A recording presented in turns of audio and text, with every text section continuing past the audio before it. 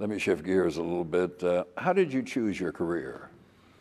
You know, I was in the seminary, and I had in law school. I spent a lot of time. I'd always felt that those of us to whom much is given, of him much is expected. And we'd always, whether we had corn or beans or peas, we always took it to those who needed extra or needed something. And so it came natural. And as someone who was going to become a priest, it was a calling that you would help other people. Why else? I mean, how do you show love but to reach out to those who are less fortunate? And so you started tutoring. I worked in community programs, even in college and law school, mental hospitals. We did the free breakfast program, and that's the more radical days. And so when I got to law school, I worked. In those days, we talked about being in the community. What was the decision to go to law school? Again, is it tied to helping others? Yeah, it's tied to going back to Savannah. That's the point I was going to get to. It was a part of the vocation, you know, when you ceased being a priest. And how do you now help? What was going on in Savannah in 1967, 68, 69? What was happening, you know, that the society was changing. There was resistance. There was still unfairness.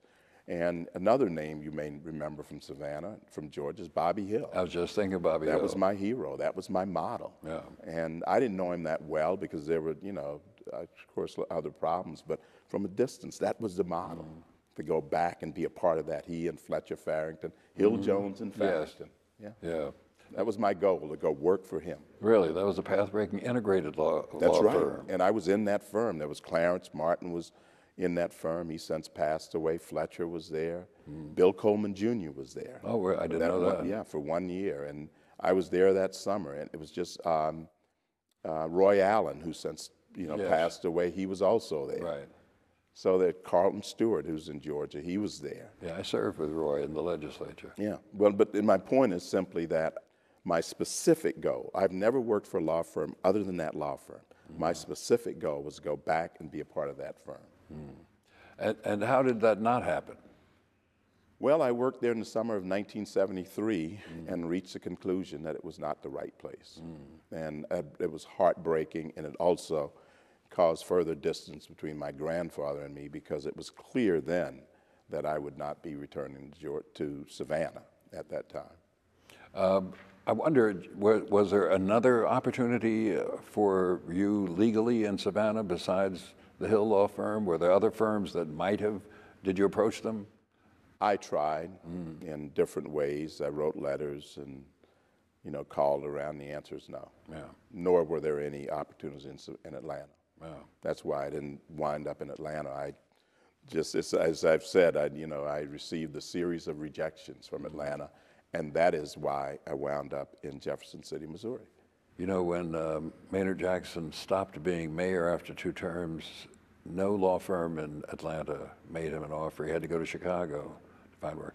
And anyway, so you end up in Jefferson City, Missouri, and you're doing, as I understand it, mostly tax work and other kinds of things. I started out with criminal appellate work. Oh, really? I did. That was the beginning. It was really interesting because you show up. Of course, you have to pass the bar exam. Right. I lived with Mrs. Margaret Bush Wilson that summer, which was great. It was a great learning experience in many ways.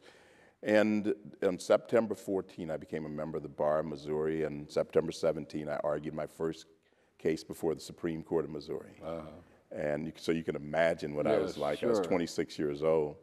And, but the job was great. I mean, there was an enormous amount of work to do. And this was purely, it's one of these swim or sink situations. Right. There was very little supervision because people didn't have time. The great part about it was that the work came to you in an indiscriminate manner. There was so much of it, it just poured in, and you just did it as it came in. It was a wonderful experience. The other great part of it was that I worked for a person who was a good man. So even today, I advise my law clerks, or any kids who ask me for advice, to work for the person, not the job.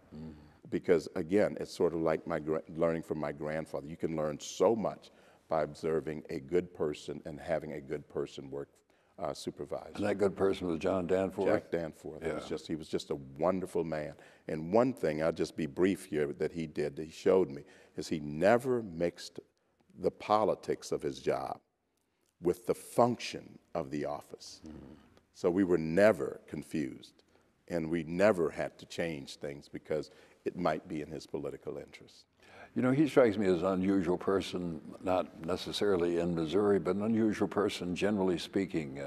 He's deeply religious, and he seems to me to be a person who works his religion, lives his religion in ways that other people who say, I'm a Christian, really don't. He is a deeply religious man, and he did not wear that, though, on his his sleeves when we worked for him. And we knew he was a minister, but we never saw it. And it was only years later that I saw that. But he is just a good man.